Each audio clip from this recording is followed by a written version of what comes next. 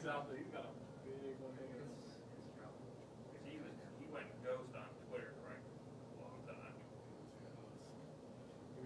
That's a lonely feeling when you're Between their license and right over. It's gonna be first, but you don't want to be first for that long. Yep.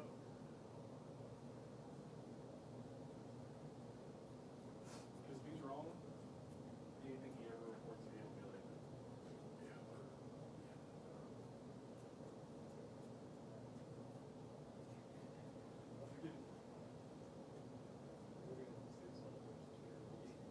She moves the screenshot. Two screenshots. Please come and stay. It's a Kevin Bacon shot. Yes. Yes. It's one of my favorites. And he's I can't imagine. No, he's not the SID. He's the relationship. Oh, for the entire She's university. He's flat on the handle. This is their boss. I mean, like, he's the whole university.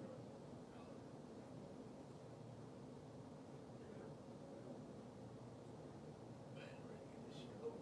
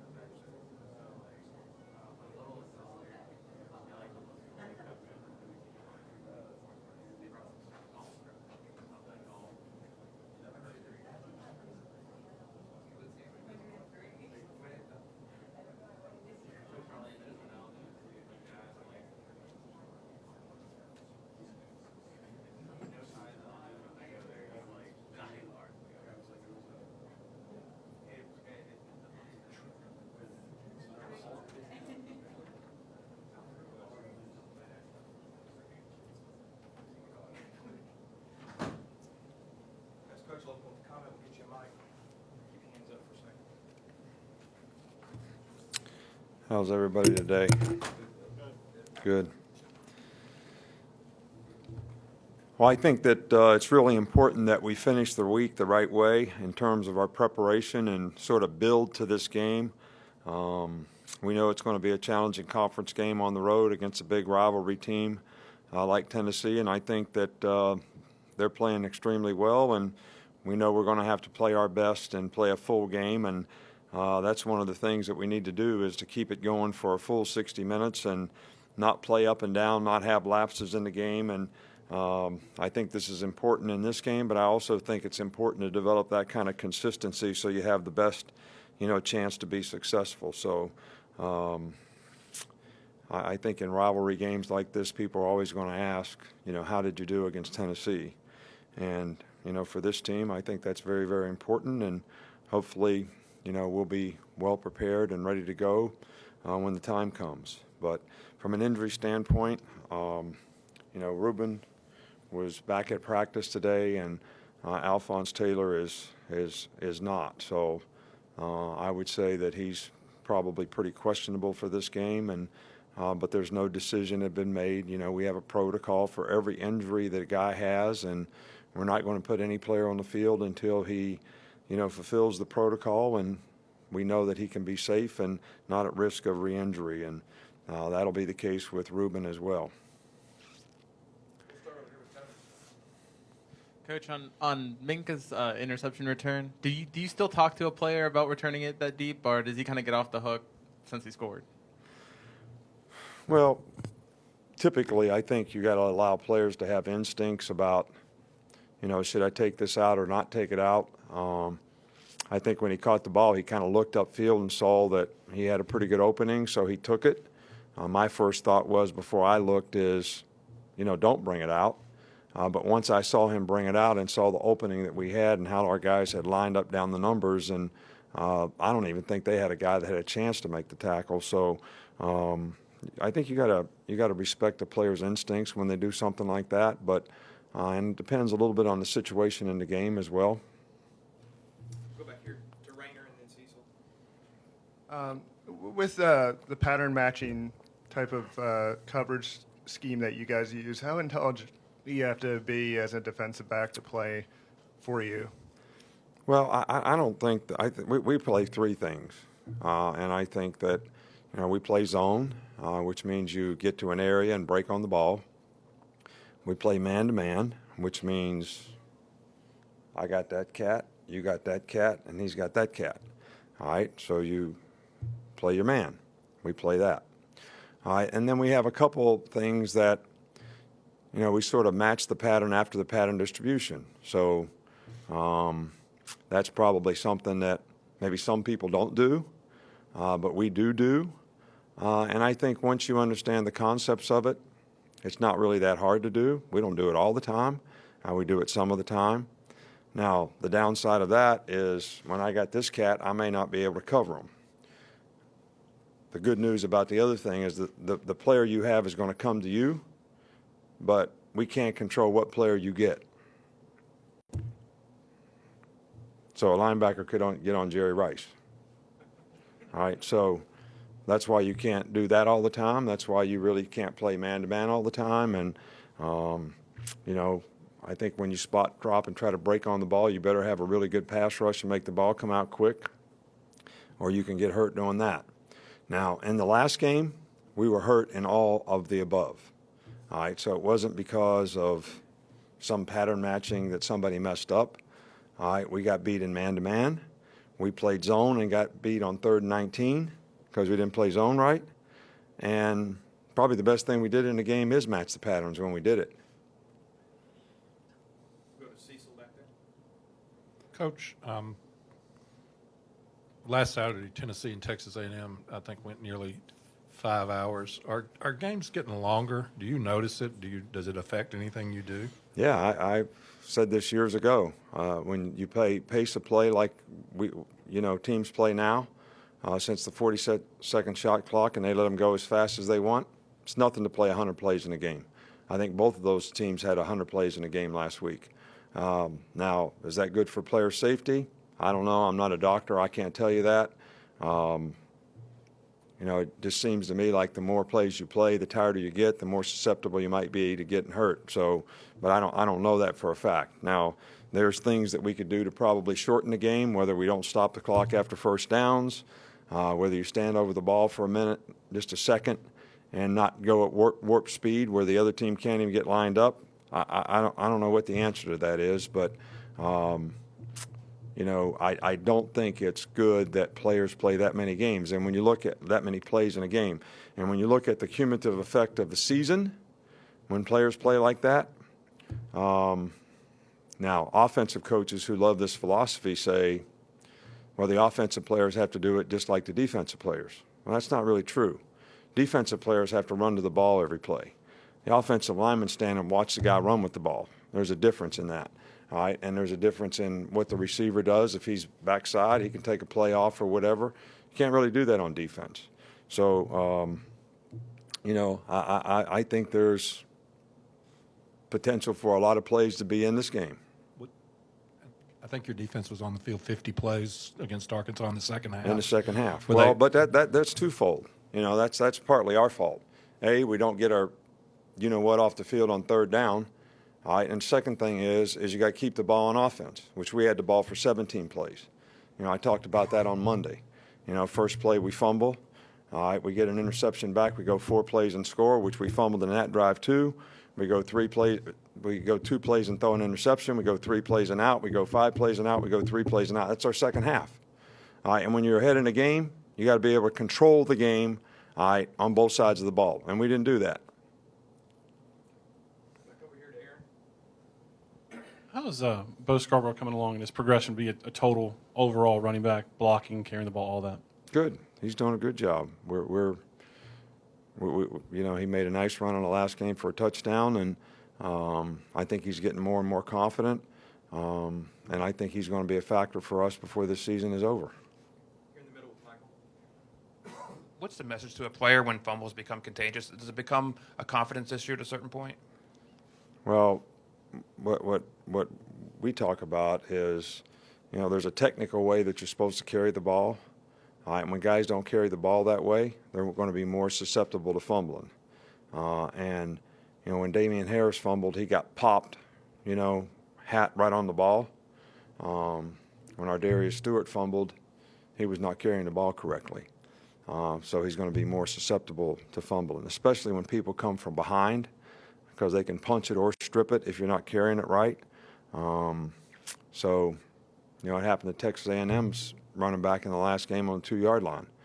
So these are technical, fundamental things that you try to work on and correct. That's what we do, and players have to have confidence if they do things correctly. They're going to minimize their chances of having bad things happen. Obviously, you know what it's like to, for lack of a better term, bring an SEC program back. With that in mind, how would you characterize the job that Butch Jones has done at Tennessee? And do you take any, when you do something like that, is it possible to take any satisfaction in bringing a program back that has that kind of interest? Well, I think Butch Jones has done a fabulous job there. I mean, these guys had a really good team last year. They finished the season strong. I don't know how many games they went in a row, 12 or 13 or 14 or whatever it was, from last year to this year. That's pretty strong. The only loss they have is to a top 5 or 6 team in the country. And they certainly weren't that way when he took the program over. So it's doing a good job of developing players, doing a good job of recruiting players. And, they do an outstanding job, and I think Butch has done an outstanding job there. And but probably like all coaches, when you say, do you take satisfaction? I don't take any satisfaction in anything that we've done here because I'm just worried about winning this game. So pretty slippery pole from the penthouse to the outhouse when you're in this business. So you don't take satisfaction. You don't take satisfaction. That's what causes lapse in games. You take satisfaction when the score is 42-17, and then you go out there and get your ass kicked in the next series. So you can't take satisfaction. You got to keep on grinding. That's what competitive people have to do, and that's what competitors do, and that's what you have to do in this game. Yeah, with the concussion protocol specifically, is there a certain number of things a player has to do by a certain time that you or the medical staff wants to see? Look, I got nothing to do with it, all right? I'm not a doctor. I'm not a part of the medical staff. I never determine whether a player plays or doesn't play. All right, and there is a protocol, and there is a number of things that a player has to do. And the medical people, the doctors and the trainers and all that, put them through the protocol, and they decide when they can play and when they can't play. I have never made a decision about a player, whether he plays or he doesn't play, whether it's in the game or right now. So I have too much respect for the players and their future and their careers to ever put a player at risk. Most of the time, I'm telling players, look, I know you want to play, because I ask a guy sometimes even when the medical staff says he can play. I say, can you play? Are you ready to play? And most of the time, the player really always wants to play and says he can. But the question is can you go out there and do your job like you want to, and do you feel comfortable and confident you can do that, regardless of what the issue is? All right, and that's always something to me that's important from a player's perspective, regardless of what his medical circumstance is. It's appeared the last few games that y'all have done a lot more blitzing up the middle, especially with the middle linebackers. What's the root of that? You know, is there a reason for it, and you trying to take advantage of it? I don't really think we've done a lot more. I don't know. I guess I would have to look at it statistically, but I feel like you look at every game like where do you have the best mismatch players? Is it covering their players? Is it trying to utilize the skill you have in the pass rush relative to their protection scheme or whatever? And I think you plan that during the course of the week. You practice that, and that's what you go into the game thinking that you're going to play. And it's like in the last game, you know, they throw a lot of move the pocket stuff, so we wanted to bring guys off the edge to try to contain the quarterback. So it may look like we were more edge pressure. On third down, you know, we weren't doing a great job of covering them, and we were doing a pretty good job of forcing the pocket. So you say, all right, we'll pressure a little bit more. And for the most part, when we contained the quarterback, it was pretty effective. Thanks, Coach. All right, thank you, guys.